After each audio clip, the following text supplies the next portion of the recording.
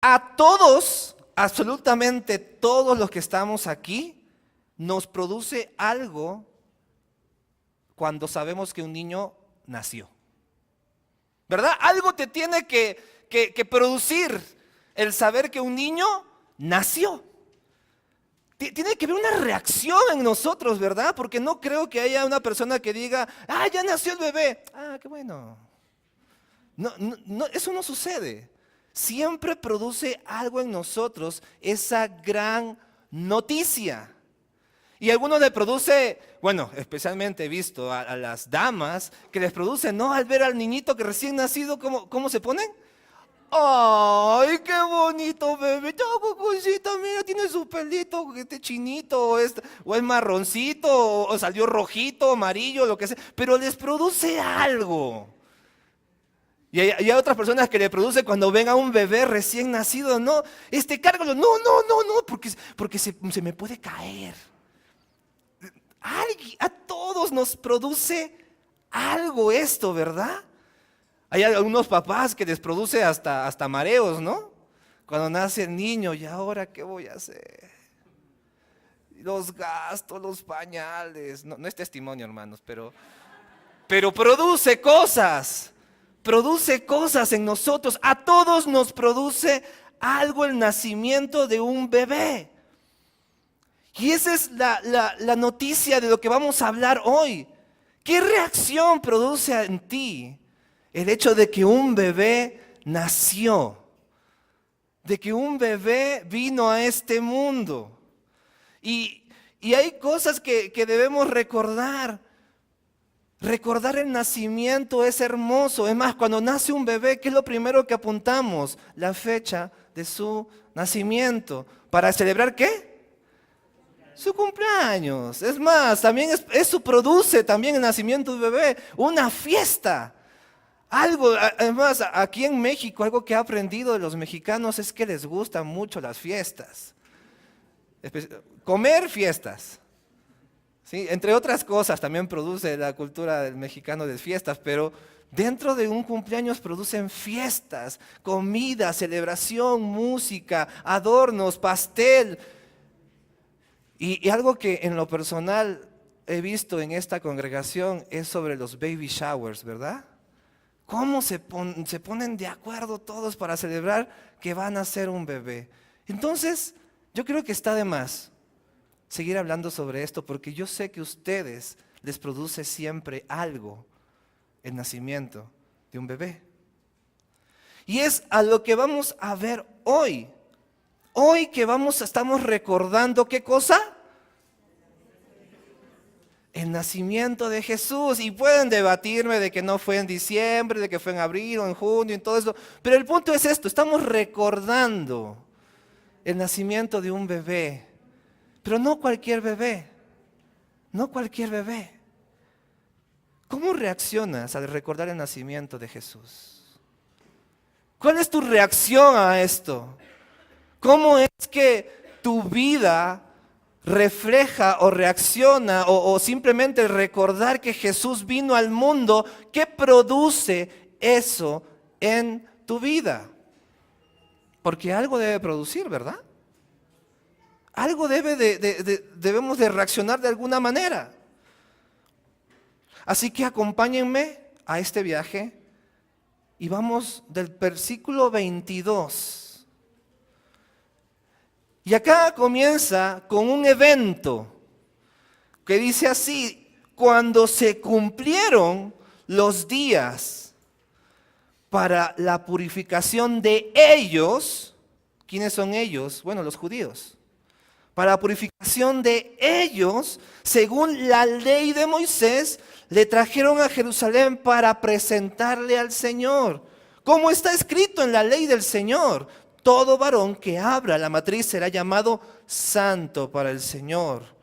Y para ofrecer un sacrificio conforme a lo dicho de la ley del Señor, un par de tórtolas o 2 pichones. Qué interesante esta parte. Yo creo que nos detengamos ahí un ratito, porque tenemos que analizar este evento que está sucediendo. ¿Qué está sucediendo aquí? Comienza así: se cumplieron los días de la purificación de ellos. Obviamente estamos en un tiempo específico, ¿verdad? Estamos en un tiempo, una cultura, no estamos en el 2018, casi 2019, pero no estamos ahí. Esto que está sucediendo, ya había nacido el Señor. Ya había nacido ese bebé en un pesebre. Y lo que sucedía, porque José y María eran judíos. Y la ley de Moisés requería que presentaran a cierto tiempo al niño en el templo de Jerusalén. Algo así como cuando nace un bebé en nuestra cultura. ¿Y qué hacemos para registrar su nombre y todo? ¿A dónde vamos? A registro civil. Y ahí en ese lugar se colocaba el nombre de aquel que le iba a poner, bueno, el padre ponía el nombre de ese niño. Entonces, ¿qué sucedió aquí? Dice así: según la ley de Moisés, dice el versículo 22, tenían que cumplir según la ley de Moisés, trajeron a Jerusalén para presentarle al Señor.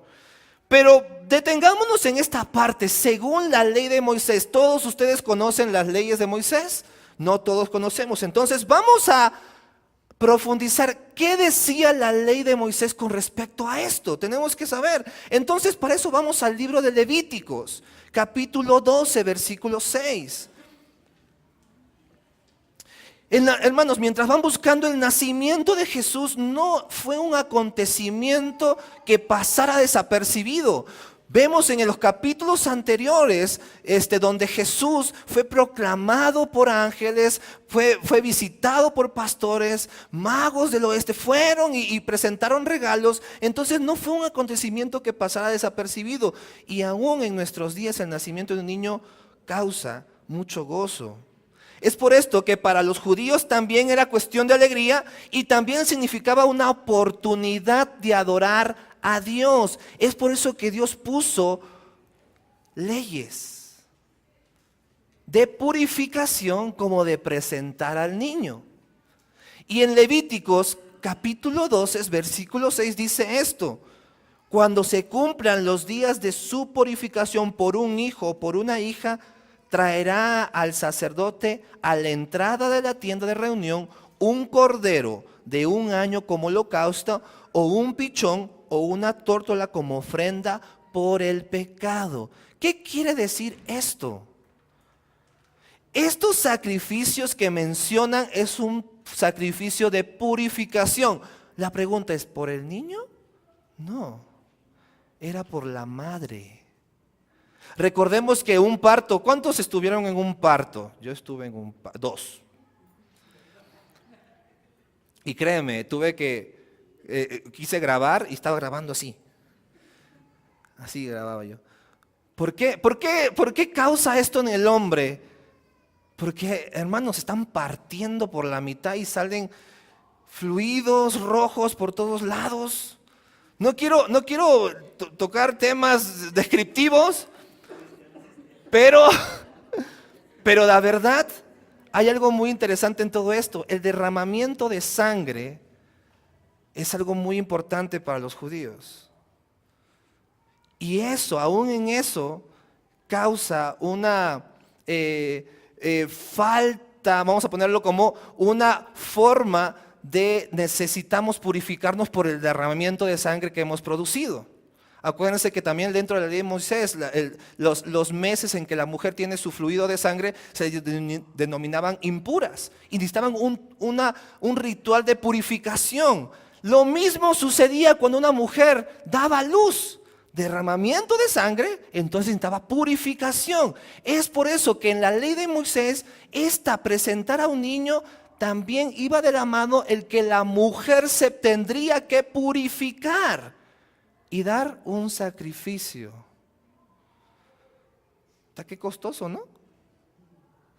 Pero eso era lo que pedían. ¿Y qué pedían? Pedían un cordero. ¿Pero qué trajo María y José? ¿Qué trajeron para la purificación según el versículo que vemos en el 24? Para que el 24 que vimos en Lucas, era para ofrecer un sacrificio conforme a lo dicho de la ley de Moisés, un par de tórtolas o 2 pichones. No menciona un cordero. ¿Qué significa esto? Pues según Levíticos, hermanos, Levíticos, que para purificar a la mujer y presentar esto, era un cordero, y ellos no presentaron un cordero, presentaron tórtolas y pichones. Esto significa, según la ley de Moisés, que ellos no eran de recursos, no eran pudientes, no tenían dinero. Recordemos dónde nació el Señor Jesucristo, en un pesebre, de una forma muy humilde. Sus padres no eran de grandes recursos.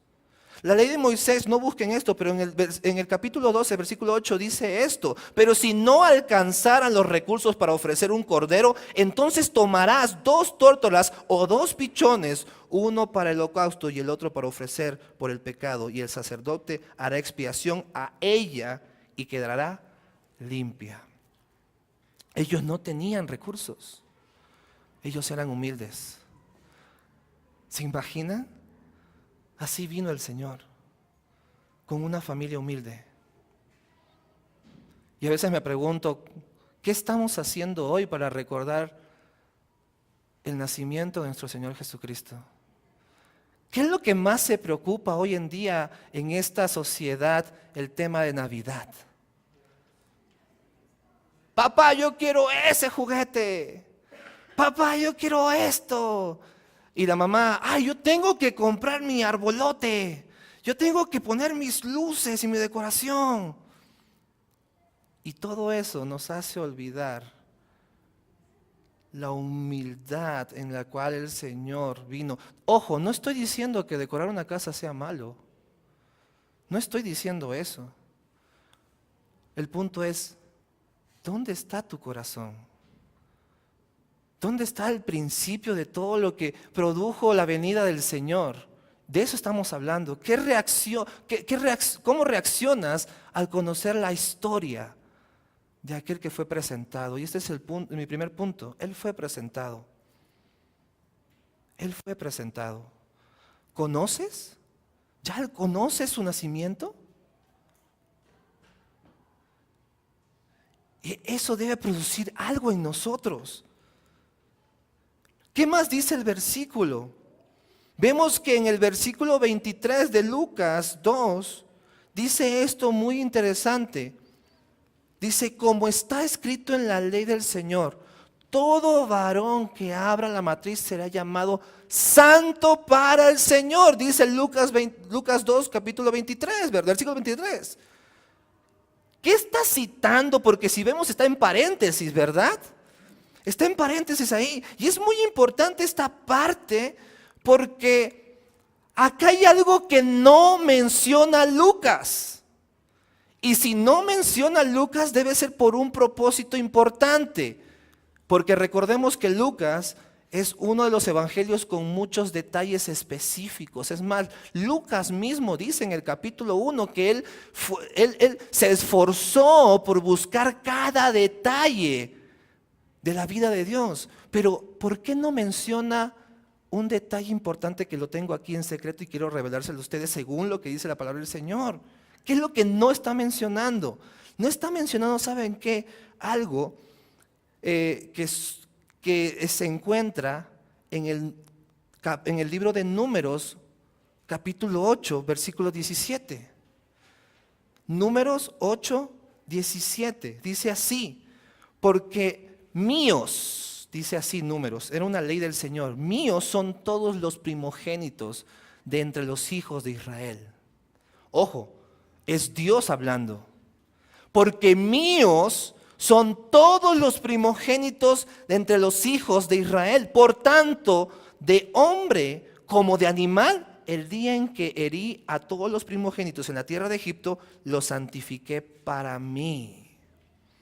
Qué interesante esto. Todos los primogénitos nacidos en la casa de Israel les pertenecía a Dios por derecho. Una pregunta, ¿Jesús es primogénito? Eres primogénito. Entonces, por ley de Dios, le pertenecía a Dios. Pero ¿qué sucedía esto? Imagínate que tú tienes tu primogénito. Entonces, por ley le pertenece a Dios, pero Dios dijo en el capítulo 16 de Números, capítulo 18, versículo 16 de Números, dice, en cuanto a su redención, ok, me pertenecen. Si lo quieres de nuevo para ti, esto tienes que hacer. De un mes los redimirás según tu valuación por 5 ciclos de plata, según el ciclo del santuario, que es de 20 geras. Es decir, ¿qué quiere decir esto? Para redimir a tu primogénito, para que sea tuyo de vuelta, tenías que ofrecer algo a Dios. Si María, voy a ponerlo de esta forma coloquial, a la justa pudo pagar su purificación, hay algo que no se menciona, es esto en Lucas. Jesús no fue redimido para José y María. Entonces, por ley, Lucas quiere dejar en claro que Jesús no fue redimido, sino que le pertenecía a Dios todo el tiempo. Esta práctica en la cultura judía hasta hoy en día se practica. Cada primogénito necesitaban pagar para redimir al primogénito. Pero Lucas aquí no lo menciona. ¿Por qué? Porque vemos algo muy interesante cuando están entregando al niño y en ese momento el padre, cuando redimen al niño, el padre pone el nombre al niño. Si vamos a Lucas capítulo 1, ¿quién puso el nombre a Jesús? El ángel de Dios. No fue José. Por ley, el padre ponía el nombre al niño. Pero en Lucas vemos que el ángel de Dios, Dios mismo, puso el nombre al niño. Ahora nos vamos al otro lado del contexto. Al final del capítulo 2, donde Jesús y sus padres van al templo. Jesús ya estaba más crecidito. Y José y María regresan y, oye, ¿tú no tienes a Jesús? No, tú lo tenías. No, ¿dónde está? Y Jesús lo encuentra en el templo. ¿Y qué dijo Jesús? ¿En los negocios de quién? De mi Padre debo estar. Esto significa algo muy interesante. De todas las formas que lo veas a Jesús, de todas las maneras, por ley, por nacimiento, por nombre, por cultura, por donde quieras, es el Hijo de Dios. Él es el Hijo de Dios, el que nació de una forma muy humilde. Cómo Dios puso todas las circunstancias para que sea así. Lucas no menciona la ofrenda por la redención del niño, no solo habla de la purificación de la madre. Solamente habla de eso. Incluso en medio de la presentación del niño, el padre escogía el nombre, como les mencioné, que debía tener el varón. Pero ya sabemos que el nombre fue escogido por el ángel de Dios. Hermanos, Jesús es el Hijo de Dios. Y desde su nacimiento Dios cumplió su más grande propósito de redención. Jesús es la imagen viva del amor de Dios para la humanidad. Y lamentablemente en estas fechas, hermanos, donde recordamos el nacimiento de Jesús, el mundo intenta de todas las formas minimizar, desplazar o desaparecer este acontecimiento tan importante. ¿Por qué? Pues podemos decir muchas cosas, como por ejemplo, podemos decir que no es tan atractivo. Podemos decir que, bueno, es que a mí me gustan los regalos. Podemos decir, bueno, es que me gustan las fiestas porque soy mexicano, hay que celebrar fiestas. Puede haber muchas excusas para no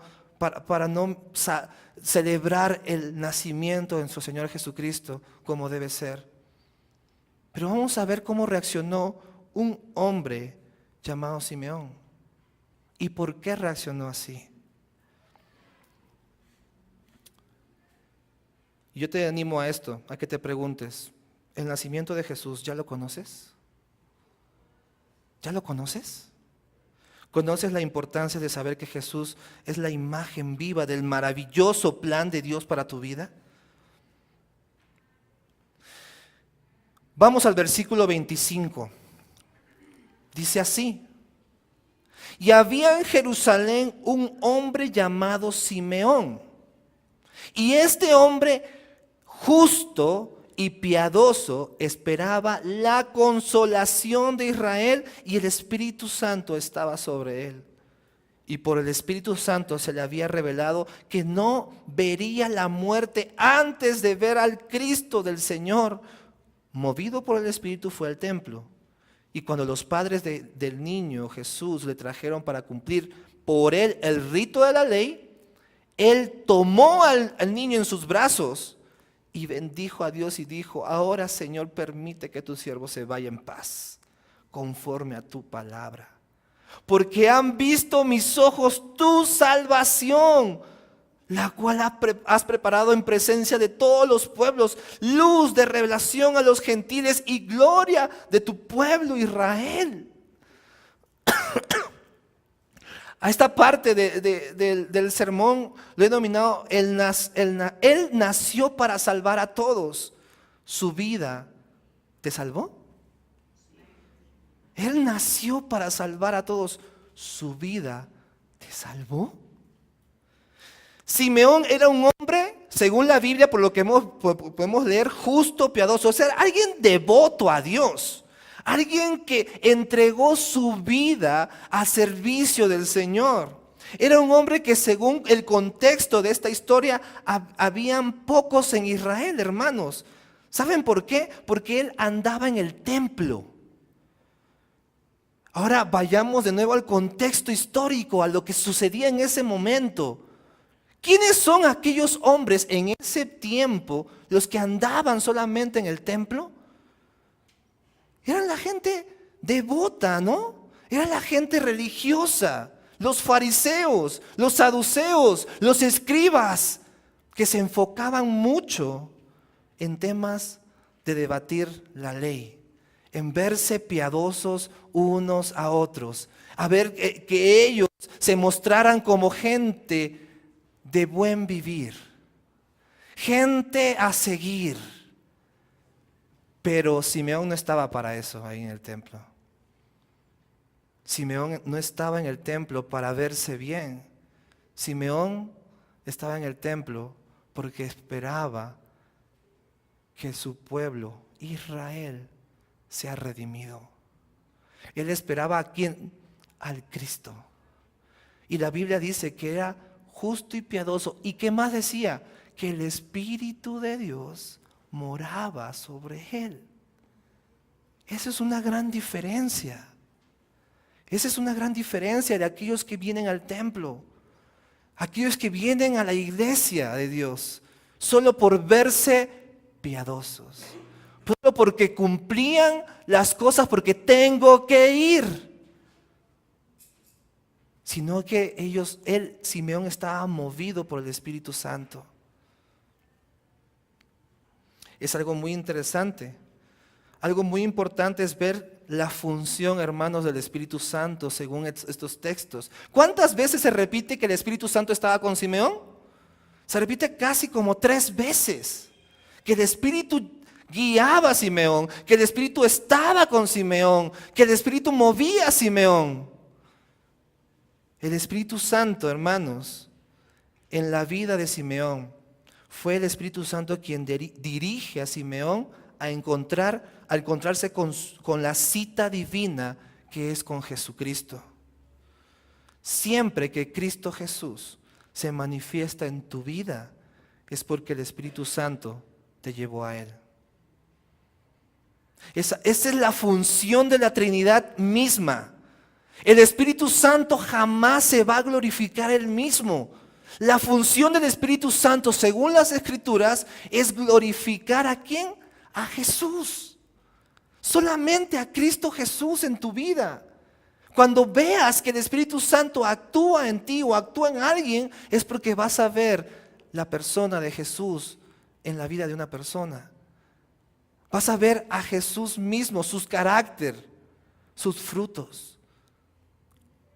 Vas a ver una persona que, valga la redundancia, sigue a Jesús. Es por eso que vemos que en el versículo 26 menciona, y por el Espíritu Santo se había revelado. Te vemos en el 27 también, movido por el Espíritu Santo. Hermanos, pero también vemos en el 28 que dice que Él tomó al niño en sus brazos y bendijo a Dios. Esta parte me encanta ver cómo Dios trabaja de una manera perfecta, hermosa, impactante y ordenada sobre todo. Aquí puedes ver la función misma de la Trinidad y que el Espíritu Santo dirige a las personas a Cristo Jesús, y eso que produce alabanzas a Dios. Alabanzas de adoración, de exaltación a Dios, sin tener que obligar a una persona. Acá te dejo este tip bíblico. ¿Quieres adorar a Dios en espíritu y en verdad? Déjate llevar por el Espíritu Santo para exaltar a Jesucristo para la gloria de Dios Padre. ¿Quieres adorar a Dios? Dirígete a Jesús. Dirígete a Jesús. Esto pasa constantemente en la vida de los hijos de Dios, hermanos. Si tú estás aquí adorando a Dios, es porque has conocido y recibido esto de Jesucristo mismo en tu vida. Nadie que no haya tenido un encuentro con Cristo puede adorar a Dios. Si tanto te cuesta y si lo haces por sujeción simplemente, no, es que tengo que adorar. Si lo haces por una sujeción, entonces créeme, estás viviendo una vida religiosa. Y ahí sí te animo, preocúpate.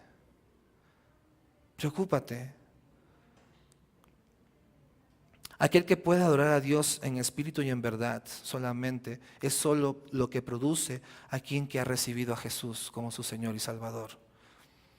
Aquel que ha reconocido y ha tenido un encuentro con Jesús.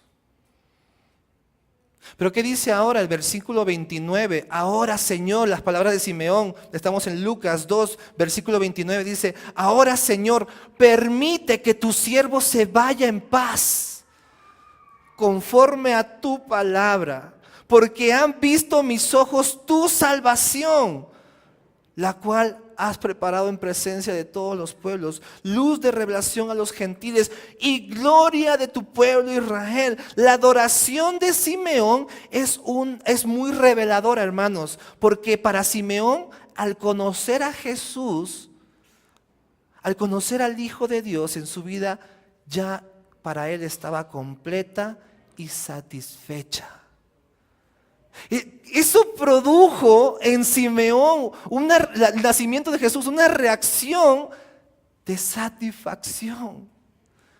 Una reacción de decir: ya no necesito nada más.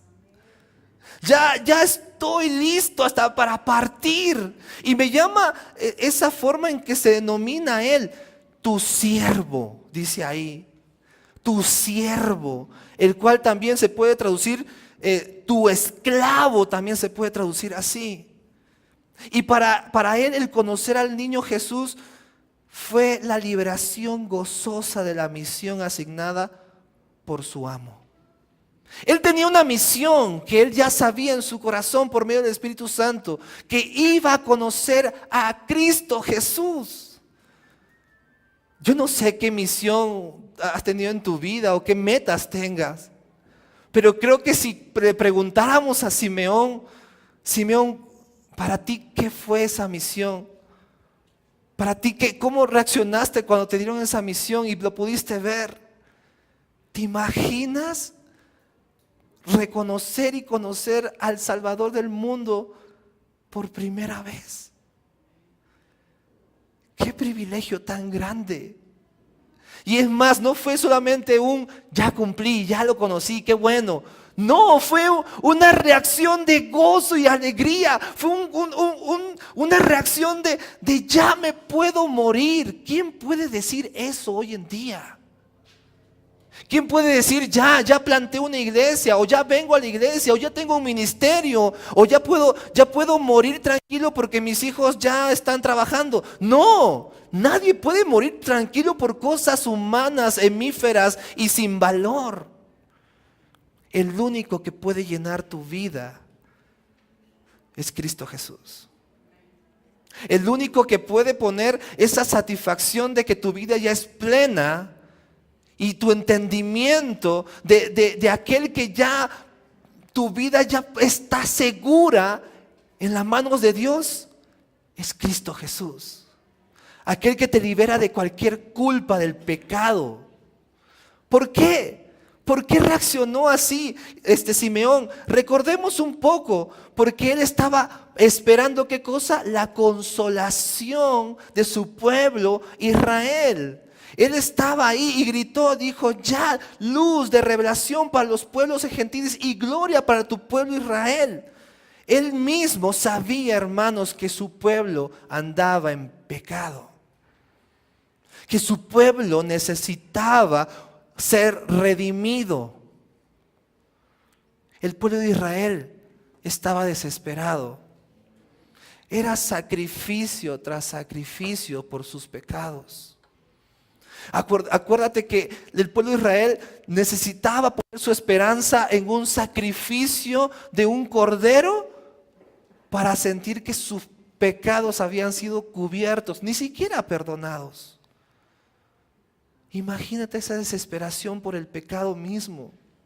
Si tú hoy en día tienes tu vida llena de ese pecado, de esas cosas que te tormentan hoy en día, y no me tienes que decir que posiblemente sí, no, déjame decirte algo con mucha franqueza y mucho amor. Sí estás en pecado, todos los días pecamos. Y la tormenta de eso, adivina qué es, no es solamente la culpa. No es la culpa que traemos por el pecado mismo, como el pueblo de Israel, sino es a quién ofendemos cuando pecamos. A quién ofendemos directamente es a Dios mismo. Y como ofendemos a un Dios eterno, adivina qué, el castigo es eterno. Eso si no te trae un pesar, una preocupación en tu vida, entonces nada te podrá hacer ver realmente la gravedad de tu pecado. Pero la buena noticia de lo que esperaba Simeón es esta: este niño era la consolación para el pueblo de Israel. Y no solamente para el pueblo de Israel. El versículo 32 dice, luz de revelación a los gentiles y gloria a tu pueblo Israel. No solamente para el pueblo de Israel. Esto Simeón está hablando proféticamente. No solamente es para nosotros como judíos. Esto es para todas las naciones. ¿Quiénes son los gentiles? Los gentiles, vamos a resumirlo así, son todos aquellos que no son judíos. Bienvenidos todos nosotros. Es así de sencillo. Es para todos nosotros. Pero Simeón estaba declarando algo muy importante. No está diciendo que la salvación es una idea o una filosofía, según el versículo 30. Ni siquiera está diciendo que es una práctica, una actividad religiosa por estar en el templo. No está diciendo eso. ¿Qué está diciendo Simeón en el versículo 30? Lo que Simeón está diciendo es que la salvación es una persona. Es una persona. Es ese bebé que recibió en sus brazos. Y él lo tiene ahí, en sus bracitos, ahí estaba con su cuerpito. La salvación es Cristo Jesús. ¿A quién estás poniendo tus ojos para tu salvación? ¿El venir solamente a la iglesia? ¿El venir a la oración? ¿El leer la Biblia? ¿Esa es tu forma de buscar la salvación? Pues no. Corrige tu camino y pon tus ojos en Jesucristo, el autor y consumador de la fe. Jesús mismo es la salvación para tu vida. Y Simeón lo declaró proféticamente. Él reafirmó que la salvación solo venía de este nacimiento hermoso para perdón de tus pecados. ¿Su vida te salvó? Yo espero que sí. Y yo espero que hoy pongas tú, si no es así, que hoy pongas tus ojos en Jesús. Y no busques métodos. Acá tengo que agregar algo muy importante. Ayer tuvimos la oportunidad de salir a evangelizar. Y es hermoso, hermanos. Yo les animo a que salgamos a evangelizar, a hablar de quién es Jesucristo en la vida de las personas. Pero cuando tú te enfrentas a evangelizar y ver que personas necesitan escuchar, es más, en el lugar en que estuvimos es clarísimo que el pecado sobreabunda. Es tan claro que el pecado sobreabunda que es clarísimo que necesitan que estas personas pongan sus ojos en Jesús. Es tan obvio, es tan claro. Pero qué difícil es hacer entender que esas personas necesitan solamente a Jesús y no solamente el hacer. O yo tengo que.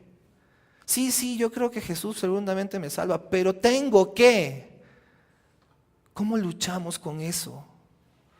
Todos nosotros. Y yo me sentí identificado con muchos de ellos, porque intentamos agregarle cosas a esta salvación que Simeón ya había profetizado.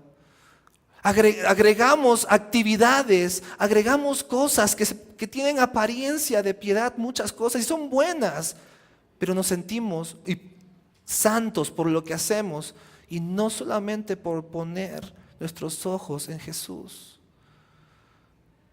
Si tú hoy solamente, yo te pido esto, si solamente pones tu vida, tus ojos, tu enfoque en la persona de Jesús, créeme, la transformación, la vida en santificación, la justificación, todo lo que necesitas para perdón de tus pecados, Cristo te lo regala.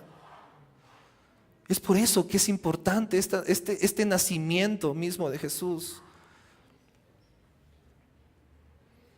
Podrías decirme que tal vez no has recibido esa salvación, porque en primera no eres judío, o porque no conoces toda la teología bíblica, hermanos. También es otro problema, que no conocemos. Tal vez no soy salvo porque no conozco todos los misterios de la Biblia, no conozco toda la ley de Moisés, no conozco todos los misterios que el pastor nos habla. Hay tanta sabiduría que necesito aprender. Tal vez por eso no soy salvo. Dirás tú. Adivina qué. Simeón lo puso bien fácil. Es solamente el niño. Es solamente esa persona que vino y nació y creció y murió por ti. No necesitas otra cosa más en qué creer. Es tan complicado que un teólogo puede pasar toda su vida estudiando esto, pero tan simple que un niño puede entenderlo. Simeón tenía un bebé en sus brazos y ¿qué declaró? Esta es la salvación. ¿Hay algo más complicado que eso? ¿Te quieres complicar la vida en otras cosas? No te estoy diciendo que no leas y no profundices en las Escrituras. Ojo, no estoy diciendo eso. Lo que estoy diciendo es que no lo pongas tan complicado. Jesús es suficiente para creer. Conócelo. Conócelo. Algo muy interesante también es que todos los pueblos, dice así, es salvación para todos los pueblos. Revelación a los gentiles somos todos nosotros, hermanos. Y es tan simple que el libro de Juan, capítulo 17, versículo 3 dice esto. Y esta es la salvación, dice así. Esta es la salvación. ¿Quieres una definición de salvación? La Biblia te la da. Juan 17:3. Esta es la definición de salvación.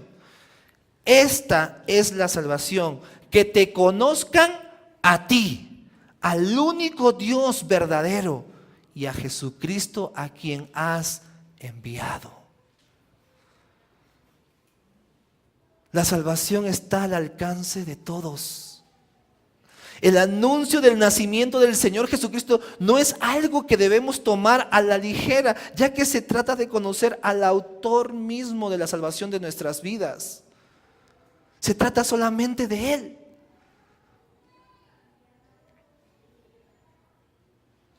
Y es algo muy interesante esto, porque luego de todo lo que hemos podido ver de la declaración de Simeón, Simeón sigue conversando y se dirige a sus padres. Vamos al versículo 33 de Lucas 2. Dice así: y los padres del niño estaban asombrados de las cosas que de él se decían. Simeón los bendijo y dijo a su madre María: he aquí, este niño ha sido puesto para la caída y levantamiento de muchos en Israel y para ser señal de contradicción. Y una espada traspasará aún tu propia alma, le dijo a María, a fin de que sean revelados los pensamientos de muchos corazones. Y había una profetisa, Ana, hija de Fanuel, de la tribu de Aser. Ella era de edad muy avanzada y había vivido con su marido 7 años después de su matrimonio, y después de viuda hasta 84 años. Nunca se alejaba del templo, sirviendo noche y día con ayuno y oración. Y llegando ella en ese preciso momento, daba gracias a Dios y hablaba de Él a todos los que esperaban la redención de Jerusalén. Hermanos, Simeón comenzó a profetizar, ¿verdad?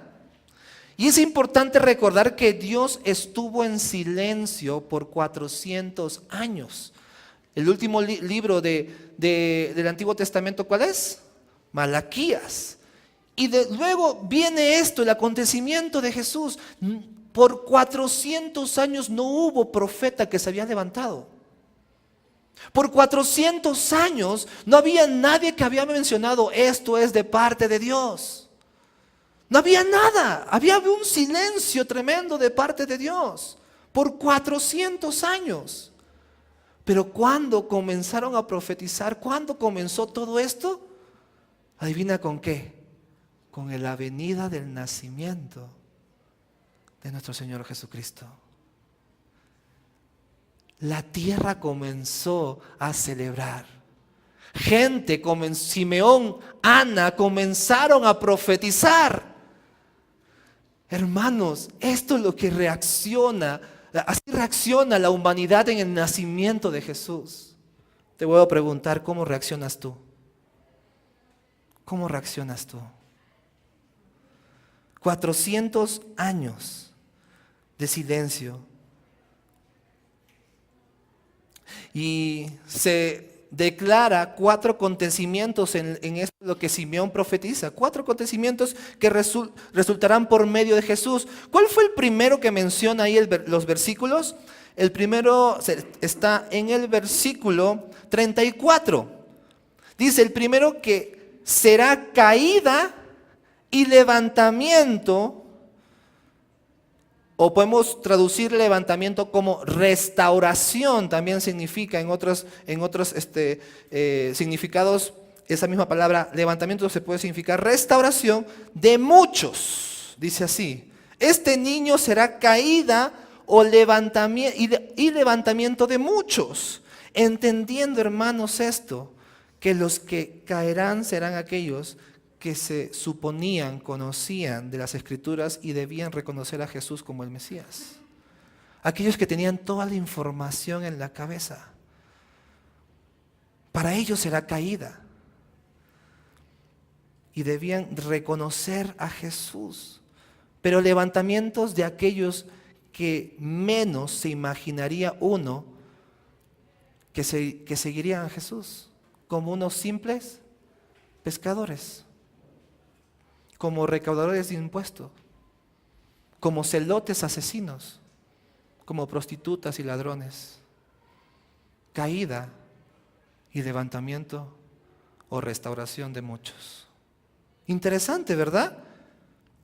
Después dice ahí, será señal de contradicción. Señal de contradicción. Él era la señal que esperaban por toda la vida los judíos.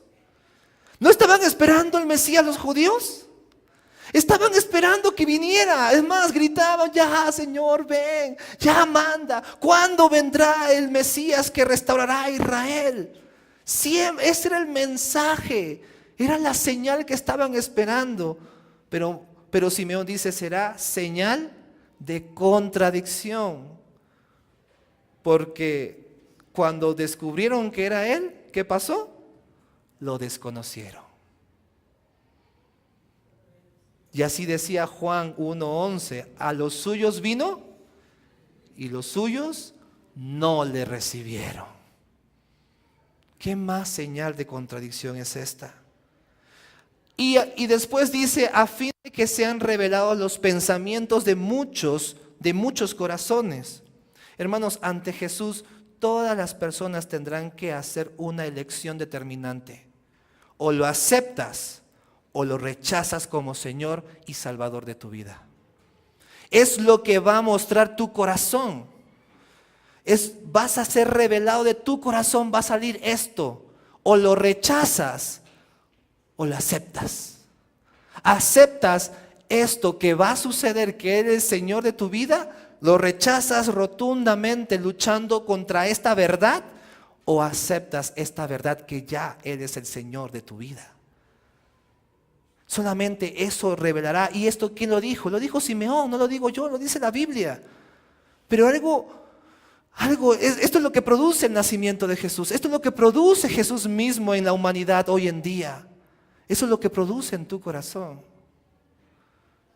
Pero algo muy interesante es que la espada, ¿se acuerdan que se dirige a María y le dice que una espada será atravesada en ti? La espada se refiere a la trágica muerte que Jesús iba a tener, y probablemente María no logró captar toda la dimensión de las palabras de Simeón, pero seguramente las entendió después de la resurrección de Jesús. ¿Y saben por qué? Porque María también iba a ser revelado en su corazón de que ella necesitaba un Salvador, que era Jesucristo. Este mensaje también era para María. Y acuérdense que María y sus hermanos de Jesús también lucharon. ¿No se acuerdan cuando Jesús estaba predicando y dice, tu madre y tus hermanos te buscan? ¿Y qué dijo Jesús? Mi madre y mis hermanos, pero están aquí. Estos son mi madre y mis hermanos. Y querían callar a Jesús, sus madres y sus hermanos, porque no entendían. Tenían que ser revelados de su corazón también que Jesús es el Señor de su propia vida. Ese mensaje también era para María. Cuando Simeón declara estas cosas sobre Jesús, aparece a escena una mujer llamada Ana. Ana, una profetisa, la cual también es una profeta. Lucas no nos deja ver un poco de su vida de esta mujer, del trasfondo, de dónde venía. Dice que es viuda, que nunca se alejaba del templo porque servía de día y de noche. Una mujer que dedicó su vida al ayuno y a la oración. Lucas no deja los detalles importantes de ver la función de la mujer en el anunciamiento de Cristo Jesús. Esta mujer entendió su función como profeta. Y si recordamos la profecía en sí, ¿qué significa, hermanos, bíblicamente? La profecía no es solamente hablar de hechos futuros, porque Ana es profeta, según el versículo, pero ella no está anunciando temas futuros. ¿Ella qué está anunciando? Ahí en el pasaje está proclamando que Jesús ya nació. Está proclamando sobre Él, dice ahí la Biblia. ¿Qué es la profecía realmente? La profecía no es solamente hablar de hechos futuros. La profecía es anunciar al pueblo el camino de Dios, por donde debemos andar. A mí me enseñaron de niñito que todos los dones, ¿verdad? Y este dedo era de la profecía. Es por aquí. Es por aquí. Por acá. Es más, Pablo, ¿qué dice en 1 Corintios? Hay muchos dones, pero yo les animo a buscar el de profecía. ¿Cuál es el de profecía realmente? Es predicar la palabra de Dios. Si tú estás predicando la palabra de Dios, estás cumpliendo la función de un profeta, de hablar lo que Dios dice, de hablar por donde Dios nos dice que debemos de andar. ¿Y adivina qué? Todas las profecías apuntaban ¿a qué? A Cristo. A Cristo. Ana entendió muy bien su función y era proclamar a Cristo, a decir al pueblo, vengan, ya nació, es Él, es este niño. ¿Tú sabes cuál es tu función aquí en esta iglesia? ¿Conoces de esta salvación y la proclamas? Si la conoces y la conoces ya en tu vida, ¿ya lo estás proclamando a los demás? ¿Como Ana? Hermanos, el nacimiento de Jesús no es solamente un nacimiento cualquiera. Hoy en día podemos ir a la televisión y podemos ver el nacimiento del rey, el hijo del rey de Inglaterra, por ejemplo. ¿Qué sucede cuando nace un niño de un rey? Pues toda la televisión va y se acercan y ponen las cámaras y hay una fiesta, hay un desfile, hay muchas cosas, decoración, se anuncian por la radio, se anuncian en los periódicos y hay una alegría en el pueblo porque nació el hijo de un rey. Es más, yo creo que los que no somos de Inglaterra hasta nos emocionamos, ¿verdad? ¡Ay, nació el hijo de un rey! ¡Ay, quién es! No sé, pero se nació el hijo de un rey. Ni siquiera sabemos quién es. ¿Cuánto más hoy en día que anunciamos el nacimiento, que ya nació hace más de 2000 años, el Hijo de Dios? El Hijo de Dios. Esta noticia, ¿cómo reacciona en tu vida? ¿Qué reacción produce? ¿Qué reacción produce hoy que vamos a esta noche a estar con nuestras familias y te apuesto que muchos de tu familia no conocen de Jesucristo? ¿Qué reacción produce hoy? ¿Qué va a producir esta noche o el día de mañana el hecho que vas a celebrar Navidad? Yo te animo a esto, a que conozcas el nacimiento de Jesús. Yo te animo a que te emociones por no solamente conocer el nacimiento de Jesús, sino que seas como Simeón y Ana, que se emocionaron y reaccionaron de una manera magnífica y que anunciaron que es salvación para todas las naciones, que esta persona misma es el camino, la verdad y la vida, y que solamente en Él y solamente por Él encontramos la salvación en Jesucristo.